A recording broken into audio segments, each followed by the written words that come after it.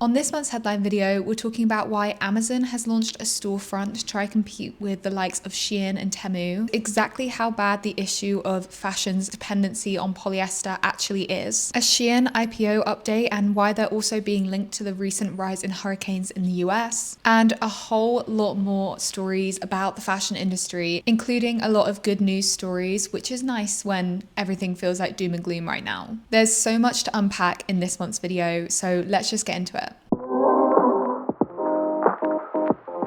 Before we do, welcome to my channel, or welcome if you're new here. If you're new here, my name's Katie. I do these headline videos pretty much every month, giving you a quick overview and insight into the fashion industry, specifically its commitments towards sustainability.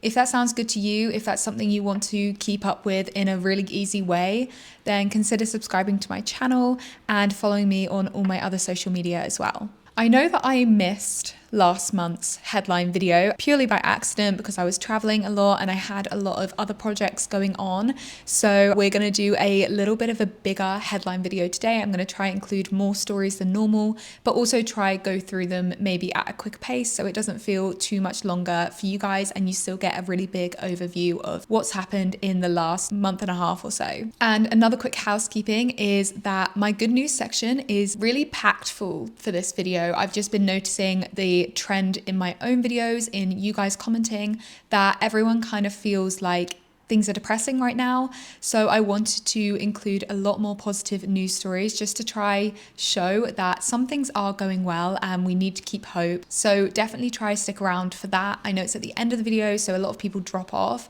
If you feel like you just want to hear positive news stories right now, it could be a good idea to just skip forward to that. Anyway, let's just get into the first story. As I just teased in the intro, there's been reports this week that Amazon is going to be launching a storefront to directly compete with the prices of Shein and Temu and other ultra fast fashion marketplaces. Amazon is reportedly implementing strict price caps. Think like $8 for jewelry and guitars for $13 in a direct effort to compete with Shein and Temu, which have become well known for the bargain deals they show on the website. Not that Amazon isn't also quite well known for their very cheap deals available, but it is interesting that Amazon is saying that they will change their shipping policy to go directly from China to US consumers rather than to Amazon fulfillment centers in the US and then redistributed from there. Most likely to take the same advantage of the de minimis loophole that is baked into Shein and Temu's business structure, which mean that they don't have to pay as much tax on packages under a certain threshold. Amazon is reportedly offering incentives for sellers to ship via this new storefront, kind of showing where their head's at in terms of how important it is that they continue to reach these bargain customers that Shein and Temu are focusing on, and also just kind of highlighting as a wider industry issue the race to the bottom, cheap stuff being peddled at us en masse, and this kind of idea of just overconsumption, overproduction all the time. Okay, next story is a very eye-opening look at how dependent fashion has become on synthetic fabrics. A lot of social media discourse is around how people perceive that when they go shopping, everything seems to be polyester. This graph shows that we're not crazy. In 2023, polyester production far outstripped the market of other fibers for fashion. Compared to natural fibers like cotton, like wool, polyester owned 57% of the market on fiber production last year. And there's been reports that show that majority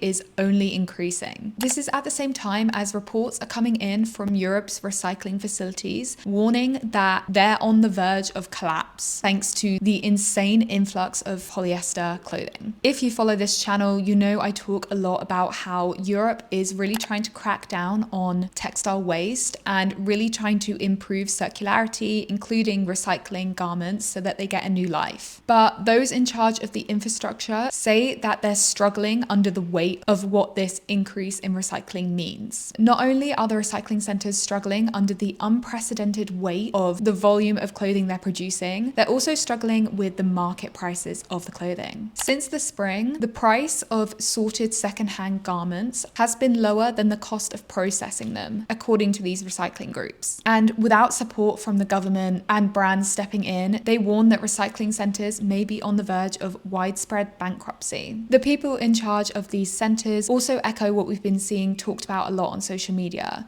that volumes are going up and value is going down. If there's little to no resale value in the quality of the garments going through these recycling centers, then the recycling centers can't make a profit on reselling them. And that's directly linked to brands' increased use of polyester. One thing I kind of want to link this to was a report that came out of one of my favorite business of fashion writers, Maxine Badat, who was talking about her takeaways from Climate Week that happened in September in New York. She spoke about how the fashion industry is operating too much in the way of hopeism right now, basically believing that because some small steps are being taken, that the overall problem is being addressed in the right way and that we're on track to solve the issue of fashion sustainability. But data like the graph of increased synthetic usage shows that a lot of the sustainability efforts we're seeing is very easy, very focused on bringing good PR to brands rather than tackling systemic change. Maxine said something great in her article. She said, at Climate Week, everyone was drinking each other's Kool-Aid. For an example of this, we only have to look at the recycling centers, because lawmakers and brands focused on promoting recycling clothes without also thinking about the infrastructure needed to do that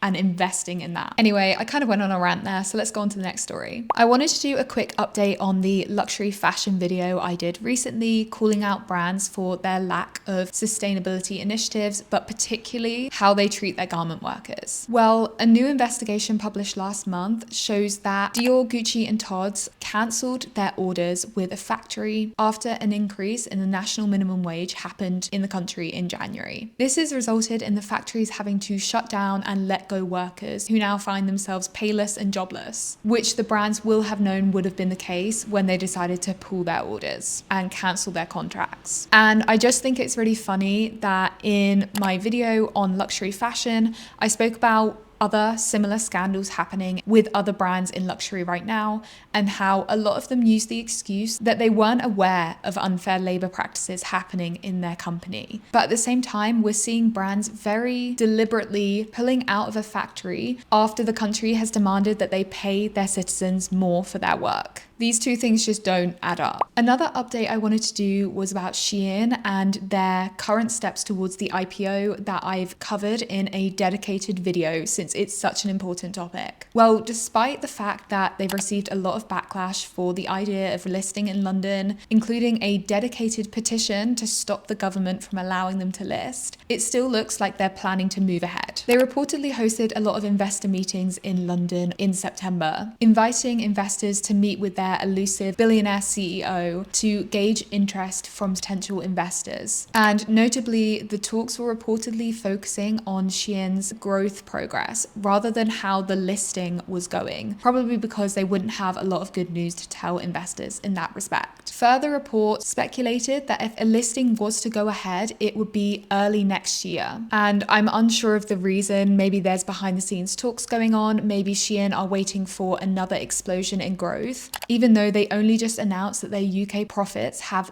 doubled as revenue surged to £1.6 billion last year. Funny enough, this was announced around the same time as the talks were happening in London, most likely by design, so they could show that they're a very tempting option for investors looking to make a lot of money, never mind who has to pay the price for those profits. The UK government is being very wishy-washy when it comes to whether they'll allow Shein to list or not. Keir Starmer has said that they will face labour rights investigations if they were to potentially list on the stock exchange here, but considering the fact that Shein believes it could go for a $64 billion listing, which would make it one of the largest IPOs here in London history, it's very unlikely that they're going to say no, unless something else happens, like targeted increased public pressure. And one of the ways you can get involved in that is signing the Say No to Shein campaign, which I'm going to put on the screen and link in the comments below.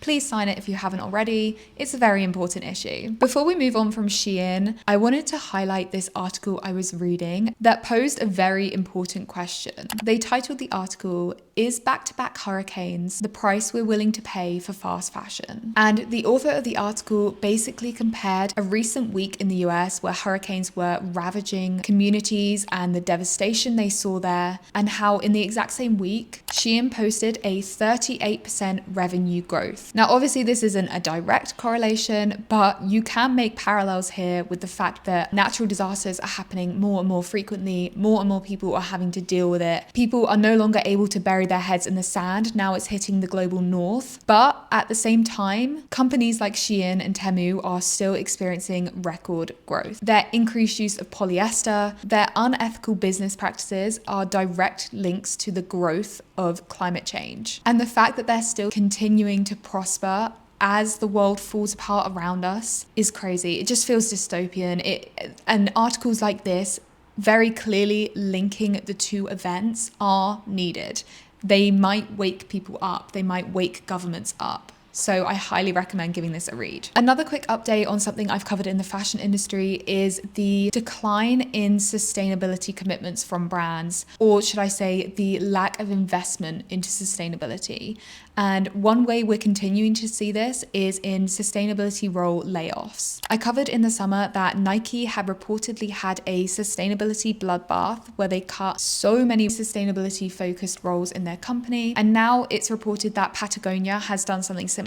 A brand that was once quite well known for being sustainable, the founder very famously gave up the company to make sure that the profits were going towards the planet. It's had its controversies since then, has now reportedly cut 41 jobs amid major restructuring. These haven't been reported as being specifically for the sustainability roles in the company, but as the company messaging is focused on the planet, I do feel like it points to a wider systemic issue of brands struggling to market sustainability. And I don't think it's necessarily because consumers don't want to buy sustainable. I think this issue with marketing sustainability directly comes from the brands in the industry prioritizing growth, prioritizing using polyester over natural fabrics. They are undermining the brands trying to do better. It's very hard to sell to CEOs a sustainability strategy when it's often about long-term profits and long-term improvements rather than short-term methods that directly impact your Q4 earnings for this year, for example. Related to this is a recent tidal wave of Q3 earnings we've seen from luxury fashion that don't bode well for the industry. A lot of brands have posted that they're seeing revenue slow down, never mind the fact that that revenue is still in the millions of dollars. And the reason this kind of flagged to me was because I can see how sustainability is going to go even further down the priority list now that brands have confirmed the fact that they're slowing down. Okay, before we get into the good news section, there's one more story I wanted to cover that I did briefly mention in my podcast video about TikTok increasing their promotion of live stream shopping. The company has been encouraging retailers to share more frequent and much longer live streams, up to 8 or 10 hours at a time, of just selling products to whoever's watching. TikTok are also currently working on a feature that will generate AI scripts for sellers, so creators have enough to say in those 8 or 10 hours to sell more products. TikTok Live and TikTok Shopping haven't actually been around that long, but already you can see that the growth and the revenue opportunities for TikTok are insane. It's such a frictionless experience. It's, one tap on your phone and then you're ordered and you're back to scrolling. And TikTok know that there is this potential. This story shows that they're investing in the experience more and they want more people to be shopping mindlessly via their platform. It's definitely something I think regulators need to be paying attention to more if they want to tackle overconsumption. Okay, finally, we're in the good news section. This is supposed to be a really nice look at what is happening in an industry that gives me hope and hopefully gives you hope too. And the first story I want to share is really exciting. 1 in 10 people are now buying most of their clothing pre-loved. We've seen an industry trend in brands getting further into the resale game themselves. We've seen platforms incentivizing people to buy and sell pre-loved, and it seems to be paying off. One other piece of news that really excited me when I heard it was the CMA have written to 17 well-known UK fashion brands to advise them to review how they market their sustainability claims before legislation begins next year. From next year, the CMA, or Competition and Markets Authority here in the UK, will have the power to fine brands up to 10% of their global revenue if they break consumer law, which now includes greenwashing and misleading consumers into believing that something is more sustainable than it is. I would absolutely love to know who the brands are that they've contacted this time. They've been very tight-lipped about it. I assume in order to give those brands time to review in private without facing media scrutiny too. But it will be very interesting once the law takes effect next year to see who the first brand is that has to pay 10% of their global revenue. Speaking of legislation, in the US, a very exciting new bill means that brands are now responsible for the waste they create. The new textile recycling bill introduced in California will make brands responsible for establishing and funding a program to collect and recycle old clothes of theirs, no longer putting the responsibility on consumers or third-party infrastructure to deal with fashion's waste problem. Right now, the legislation is limited to brands with a global turnover of more than $1 million and also selling in California. But hopefully this is a start of more legislation being introduced in the US.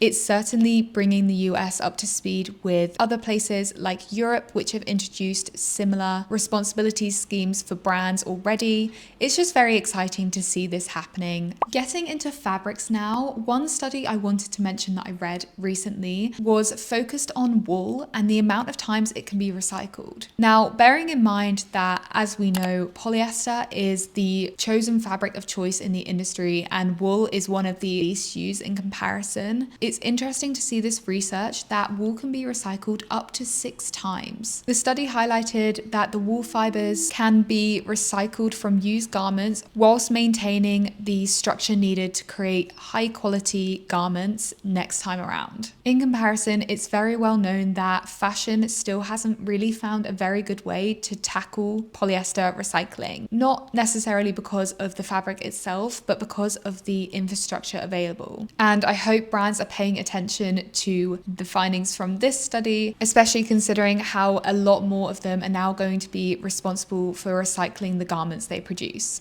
One of the last bits of good news I want to leave you with is the fact that LEVIs has now signed the Pakistan Accord. LEVIs has faced years of pressure to sign the Pakistan Accord, which commits brands to supporting worker safety. And it's great that they've now bended to pressure and signed, not only because it means the brand is now responsible, but because it shows that collective action in the industry works. Final thing before we go, a company has produced a rewear chair, a stylish take on the idea of leaving our clothes out to be reworn rather than putting them straight in laundry baskets. And the brand hopes that the idea will place a spotlight on how we look after our clothes. It's something that I could see particular people buying if they want to have a dedicated space to put their clothing, which is also really stylish and works with their interior design scheme. But I wanted to include it because I do actually really like the concept.